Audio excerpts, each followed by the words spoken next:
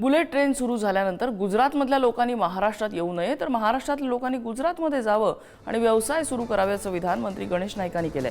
तर मुंबई हे आंतरराष्ट्रीय शहर आहे। गणेश नाईकांच्या वक्तव्याचा अर्थच लागत नाही असं मुंबई अहमदाबाद शहराच्या कनेक्टिव्हिटीसाठी बुलेट ट्रेन सुरू करणार असल्याचं विधान उदय सामंतांनी केलंय। ही सगळी मी नावं घेतली। या बंदरांना उत्कृष्ट जेटी निर्माण केली जाईल आणि मुंबई पासून निघणाऱ्या प्रवासी बोटी या ठिकाणी येतील आणि वेल पडले त्या बोटी गुजरात परत पण जातील।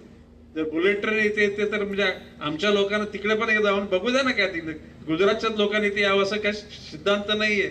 मराठी लोकांनी सुद्धा इथे गेला पाहिजे, व्यापार उदीम केला पाहिजे आणि मराठी माणूस सुद्धा काही कमी नाही। त्याच्यामध्ये प्रोत्साहित करण्याकरता आपण सगळ्यांनी प्रयत्न केला पाहिजे। त्यांच्या या स्टेटमेंटचा खरं तर अर्थच लागत नाही।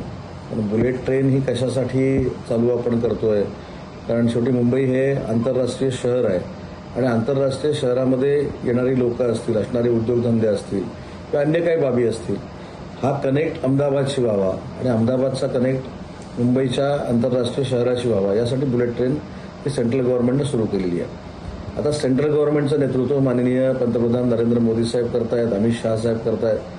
तर गुजरातमध्ये जाऊन उद्योगधंदे करावे, मुंबईमध्ये येऊन उद्योगधंदे करावे हे जाहीर बोलण्यापेक्षा मला असं वाटतं की केंद्र सरकारकडे काही गोष्टी जर मांडल्या त्यांचं नक्की म्हणणं काय हे महाराष्ट्रातल्या जनतेला देखील कळेल।